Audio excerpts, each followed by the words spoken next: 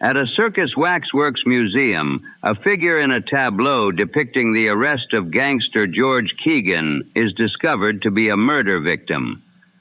The discovery sends Lamont Cranston and Margot Lane from the museum into a state prison-related investigation as people connected with Keegan's conviction face a campaign of revenge. On May 15, 1938, Mutual carried this B.F. Goodrich summer run broadcast. Episode 120 of The Shadow, Murders in Wax, starring Orson Welles as Lamont Cranston, Margot Stevenson as Margot Lane, and Ken Roberts at the announcer's microphone. Now, back to the golden age of radio.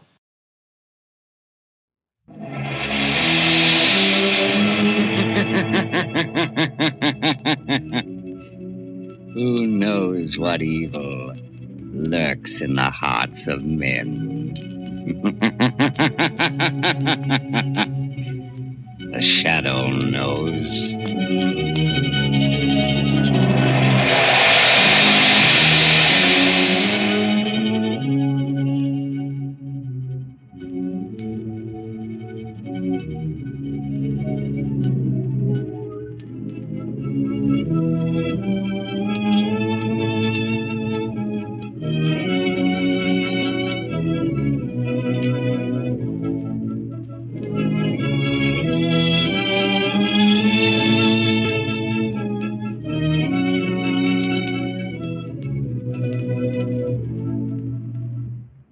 Ladies and gentlemen, The Shadow's latest adventure, which starts in just a moment, isn't a bit more exciting than the big news I have for you right now.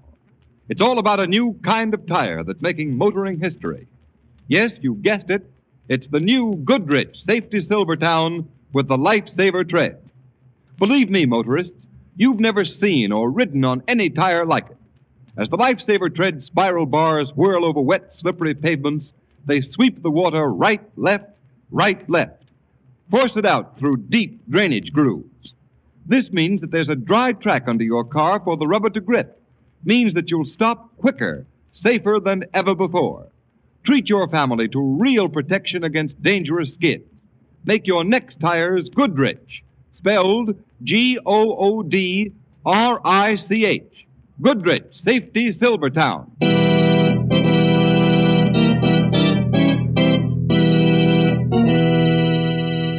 The Shadow, Lamont Cranston, a man of wealth, a student of science, and a master of other people's minds, devotes his life to righting wrongs, protecting the innocent, and punishing the guilty. Using advanced methods that may ultimately become available to all law enforcement agencies, Cranston is known to the underworld as the Shadow. Never seen, only heard, as haunting to superstitious minds as a ghost, as inevitable as a guilty conscience. The Shadow's true identity is known only to his constant friend and aide, Margot Lane. Today's story, Murders in Wax.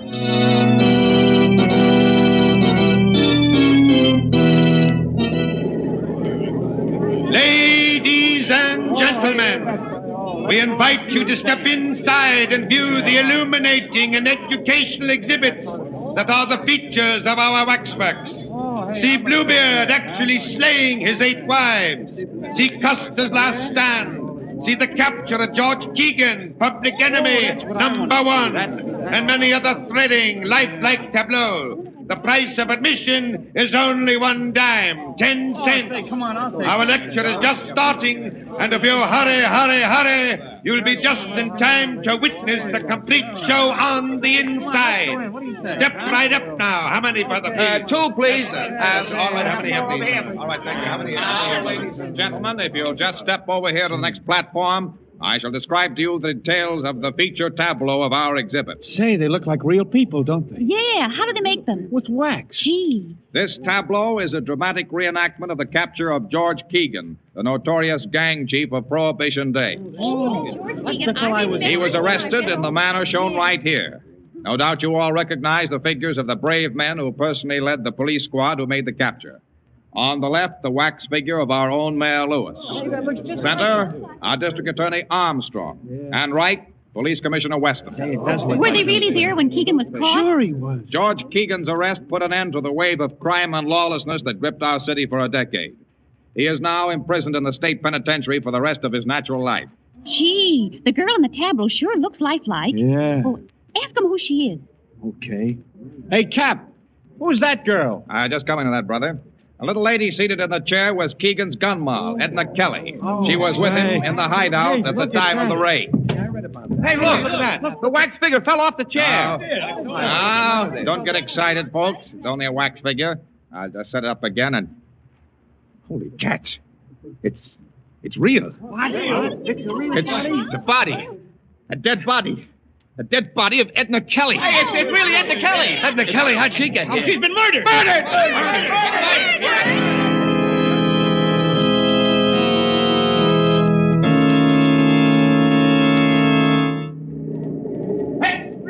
Extreme! Gunner mysteriously murdered. Read all the gangster found slain. Here you are. Read all about the waxworks murder. Baby!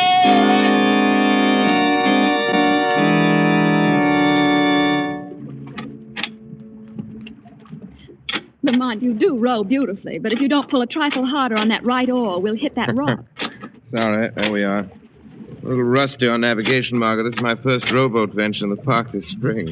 I'm really enjoying it. I need a little fresh air and sunshine after that experience at the waxworks yesterday. That was pretty terrible. How'd you ever happen to go to that place, Margot? Well, I was showing the town to my cousin Jane from upstate. We passed the Waxworks Museum, and she insisted on going in. She'd never seen a chamber of horrors. And she saw more horror than she bargained for. Yes, and so did I. I'll never forget it. Just what was that wax tableau like?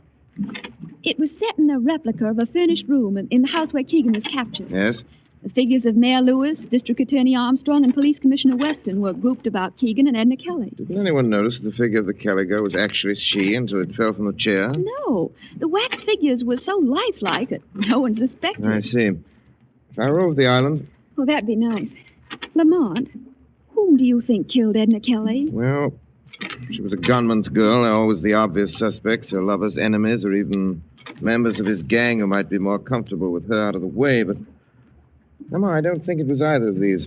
Why, Lamont? Doesn't it strike you that the substitution of the girl's body for the waxwork in such a spectacular fashion may have some deeper significance than the mere bizarre effect? Oh, what do you mean? It must have been the girl's connection with the other people represented in that group that motivated the murderer in bringing her body there.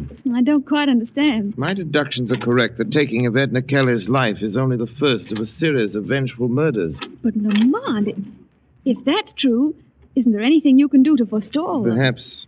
If I only knew a little more. If I only knew where the killer plans to strike next. Surely the Shadow can find that out. With your help, Margot, perhaps he can.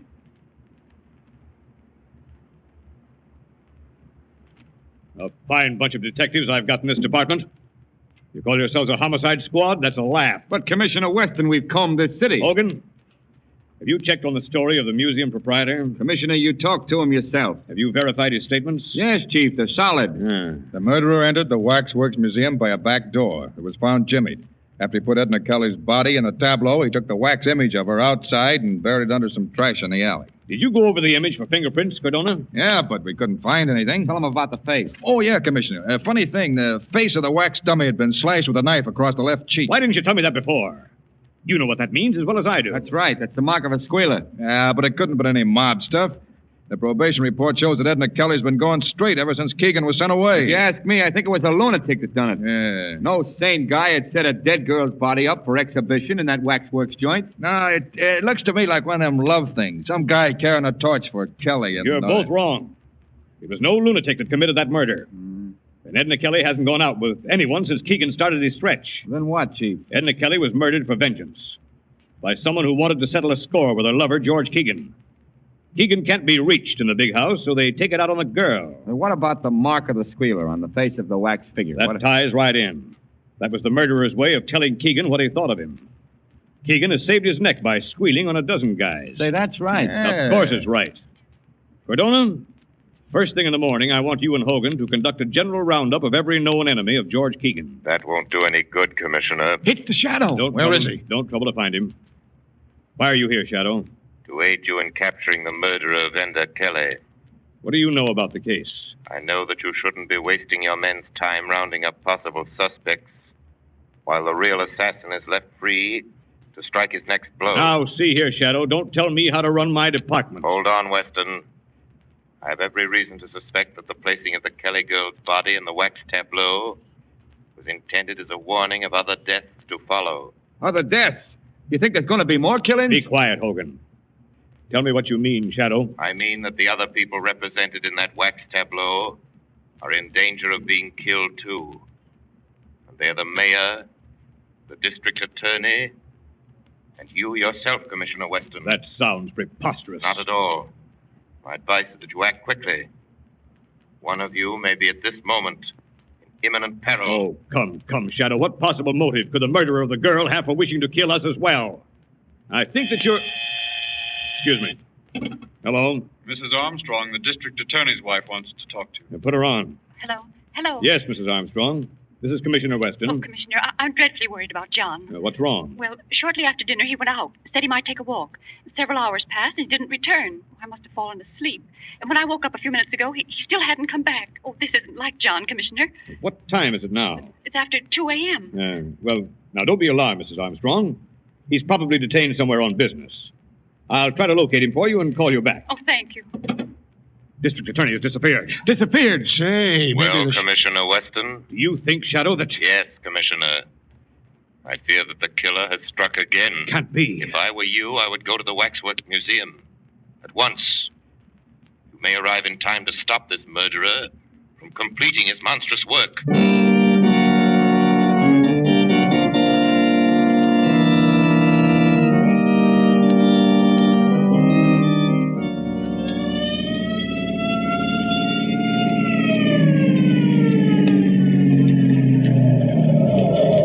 Here's the Wax Museum, Commissioner Weston. Sergeant, take some men around to guard the back door. Yes, sir. Cardona, has anyone any keys to this place? No, sir. We'll have to force a lock.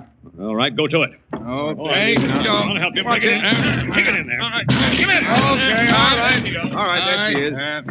Now, where's the light switch? Never mind that. Use your flashlights. Okay. There. Kind of scary in here, ain't it? Yeah, it gives you the creeps. Hey, what's that? Where? That guy over there. He's got a knife. Don't shoot, you fool. That's one of the wax dummies. Oh. Now, where is this Keegan tableau? It's right over here on the left. Oh. So that's it. Well, I guess nothing's happened yet, Chief. Doesn't look like anything's been disturbed. That's the wax dummy of District Attorney Armstrong sitting down in a chair. Sitting down? Hey, it seems to me his dummy was standing up the last time he was here. What? Give me a lift up on the platform, quick. Yeah, you think it may be that... I don't know. Flash the light over here. Good heavens. It's Armstrong. Is it really District Attorney Armstrong? Yes. Dead. Murdered. And he was brought here just like the Shadow said he was. Yes. Just as I said, gentlemen.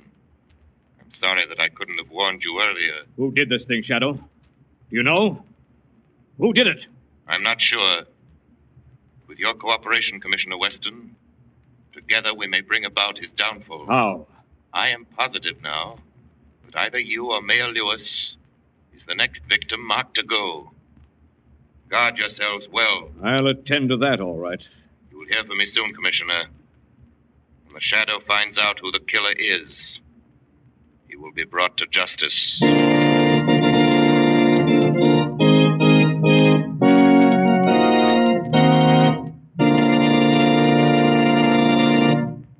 Ladies and gentlemen, let's leave the Shadow's exciting adventure for a moment.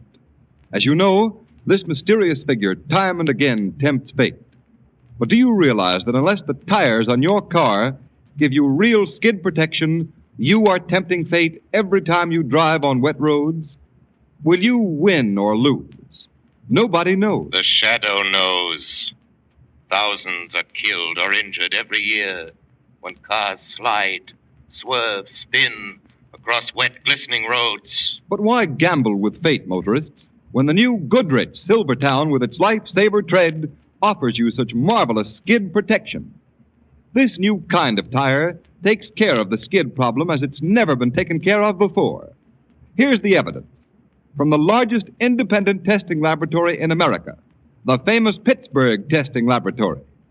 Their impartial engineers tested the regular and premium price tires of the nation's 6 largest tire manufacturers. And did Goodrich Silvertowns come through with flying colors? Motorists, those impartial tests proved that no other tire tested, regardless of price, came up to the Silvertown in resistance to skid. And what's more, the new Silvertown gave more non-skid mileage than any tire tested in its price class. It averaged 19.1% more miles before the tires wore smooth. And that's the same as saying you'll get every 6th mile free. So when you think of greater safety for yourself and family, remember this impartial record of the Silvertown's amazing performance. Have your car equipped with the safest thing on wheels, the new Goodrich Safety Silvertown. Remember, you pay no price premium for this life-saving Silvertown.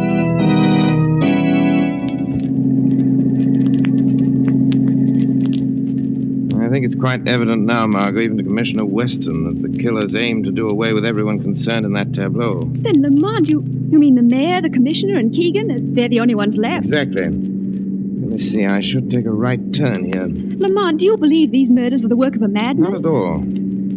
I think that whoever's behind all this is quite sane, Margot, quite sane. What makes you say that? There's some important civic figures in that group. Their removal would be highly advantageous to a political rival. But surely political rivalry wouldn't be sufficient motive for these horrible crimes. I wonder. And besides the girl, Edna Kelly, how would she fit into that picture? That's what we're driving up here to find out. There's the prison now. A cheerful-looking spot. I'll drive you up to the gate and let you out. I shan't go in with you. Why not? The warden, Mr. Driscoll, has never been a particular admirer of mine. Feeling which I reciprocate. Why, Lamont? Well, I had occasion to expose the graft-ridden conditions in this prison a few years ago. Naturally, that didn't make me too popular with Mr. Driscoll. Here we are. Now, remember what I told you? I think so. I'm a reporter from the Daily Globe. I'm to ask for an interview with Edna Kelly's sweetheart, Keegan. And when I see him, I'll try to find out from him. Please tell me something, Mr. Keegan. The readers of the Daily Globe have sent us thousands of letters expressing their interest in your reaction to the tragic death of Miss Kelly. I ain't got nothing to say about it. Do you believe that the killing was executed by one of your enemies? I wouldn't know. You loved Edna Kelly, didn't you? Hey, what are you giving out with the Lonely Hearts column? No. No, you see... Lay off that love stuff.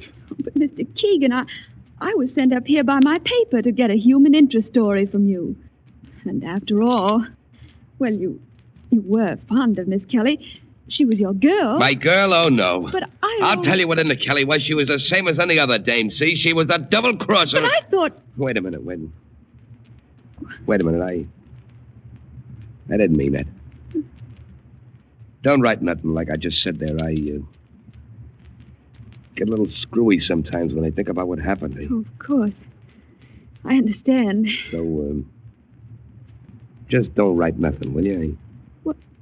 No, but what about this theory that she was slain by one of your enemies, Mr. Keegan? I wouldn't know.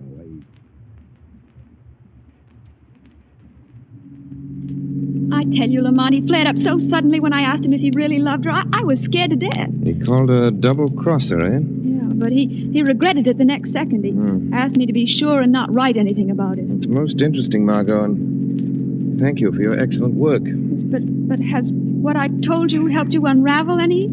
Greatly. Well, what happens now? I think that there are many more interesting facts to be learned there at prison. Yes? This evening, the Shadow shall pay a call on his old friend, Warden Driscoll.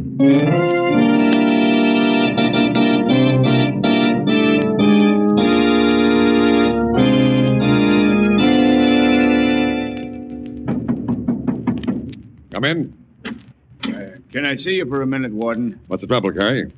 Well, it's about Keegan. Well, what about him? Well, I put him in solitary like you told me. Yes. That was this morning I done that. Hey, Carey, what are you trying to tell me? Well, he ain't ate no food for the last 3 meals. So? So I was wondering if something should be done to make him eat. He just lays quiet on his bunk. I thought I told you that no one was to go near Keegan's cell without my orders. Well, I thought if he wasn't eating... Harry, if you just perform your duties as guard around here and let the warden do the thinking, everything will be satisfactory. Yeah, sure, Warden, sure. And leave Keegan alone. Yeah, yes, sir. I'm sorry. Good night, Warden. Close that door after you. Yes, sir. Fool. Hello? Yes? Oh, yes, Mac. Oh, did he get away all right? Good. Yeah? Uh-huh. Well, get him back here before daylight, no matter what happens. Yeah, okay. Tell him I hope he does a good job. Huh? Yeah. Yeah. Oh, goodbye. You seem to be quite amused, Warden Driscoll. Huh? Hey, what? Who's that? Won't you share your little joke with me? Harry, are you outside that door? Is that you talking? Harry, if this is your idea of something funny... This is not Carrie. Well, who are you? I am the Shadow. The Shadow? Yes, Warden. Well, why are you here? What do you want with me? I came in when Carrie left.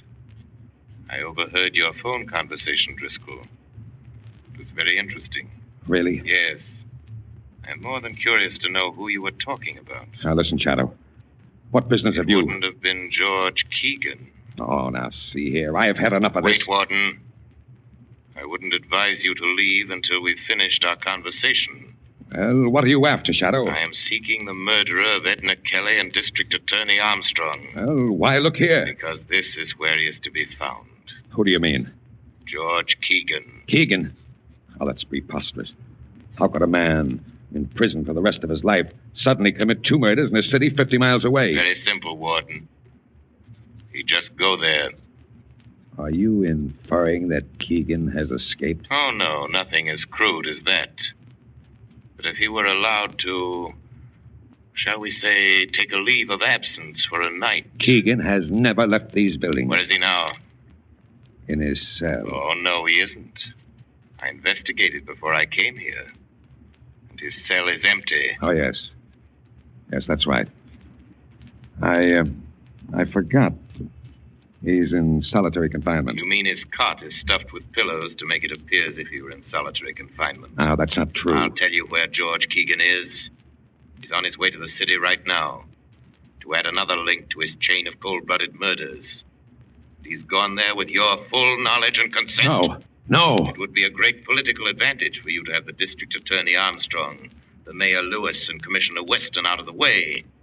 Wouldn't it, Warden? Oh, you don't know what you're talking about. It's an easy thing to prey upon the susceptible jealousies of a man like Keegan until you've goaded him into carrying out your evil wishes. You can never prove what you're saying. I haven't time to right now, Warden.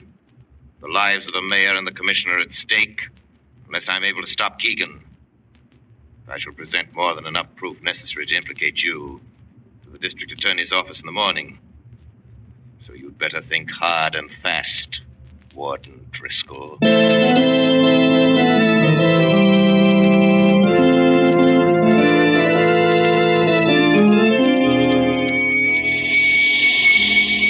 Margot Lane. Calling Margot Lane. Telephone Police Commissioner Weston immediately. There's no time to lose. Tell him that tonight both he and the mayor are in great danger. Even now it may be too late. If they do have time to follow out my instructions, tell them that they must follow my instructions.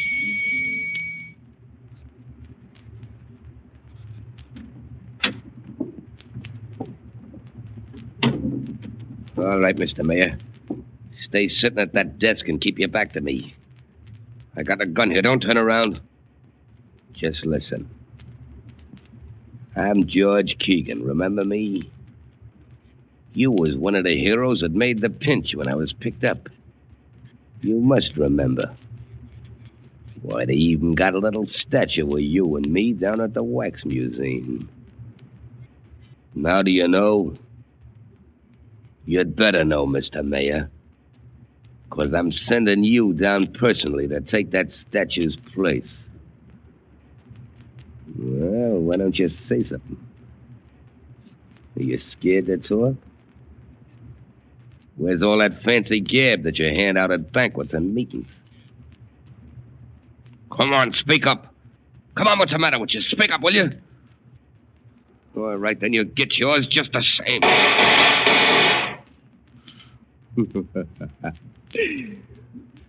Looks like I just brought about a special election. Now, Mr. Mayor, I'll just take this corpse of yours down to the museum and then... Hey, what's this? This ain't nobody. The dummy, a plant. What? You've gotten your targets mixed, haven't you, Keegan? Who's that? Aren't you surprised to find yourself shooting at a wax dummy? Come on out in the open. Who are you? I'm right here with you. I am your shadow. Come on, can that phony talk. What are you, a copper? No, just your personal nemesis, Keegan. Now, I'd advise you to drop that gun. Not a chance. Close in on him, Commissioner Weston. Wait. Up with your hands, Keegan. Let go of me. Let go of me. Take that gun away from him. Get out, Chief. This is your waxworks murderer, Commissioner. Thank you, Shadow. You guys ain't got nothing on me. How did you get out of jail, I Keegan? flew out the window. With the help of Warden Driscoll. Is this true? Did Driscoll aid you in these crimes? Driscoll wasn't in. Who's that? Ah, I see you caught him. Good work, Commissioner. Hello, Warden Driscoll. What brings you here? This man, Keegan, escaped from my prison tonight. And I learned that his purpose in leaving was to make good a threat he'd made on the life of our mayor. Hey, what is this baloney you're throwing out, Warden? Yeah, quiet, you. I've just learned that this isn't the first time he's got out either. A very good story, Warden. Only I think that George Keegan could tell us a different one. Shadow, you here? Yes. And I sort of expected you'd come too, Warden. What's this all about, Shadow? Perhaps Keegan can explain that to you, Commissioner. How about that? Listen, I ain't no squealer, see? But that warden ain't telling the truth, not one bit. That's all I gotta say. Hey, Commissioner, what is this all about? Am I being placed under suspicion here in the testimony of a shadow? Just a minute, Warden. What are you holding back, Keegan? I can answer that for you, Commissioner Weston. Keegan is shielding the warden as the real instigator of the waxworks murder. That's a lie. He wanted you all out of the way, Commissioner, so he employed Keegan as his instrument of murder. Don't listen to him. Go on, Shadow. But first, he had to give Keegan sufficient incentive to perform these crimes, so he went to work on his emotions, his jealousy. How? He told Keegan that his girl Edna Kelly had been double-crossing him, right along. Keegan, this was a lie. Huh?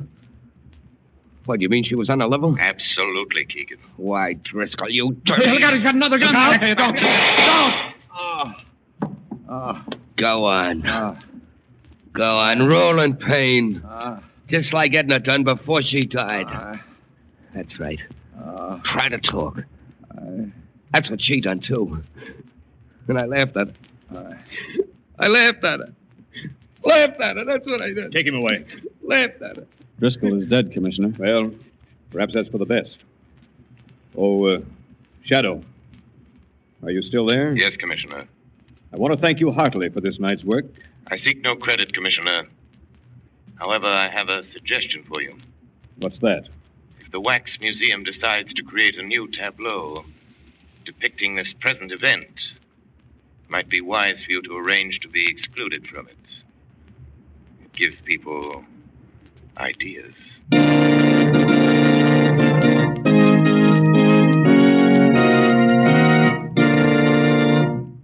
You have been listening to a dramatized version of one of the many copyrighted stories which appear in the Shadow magazine.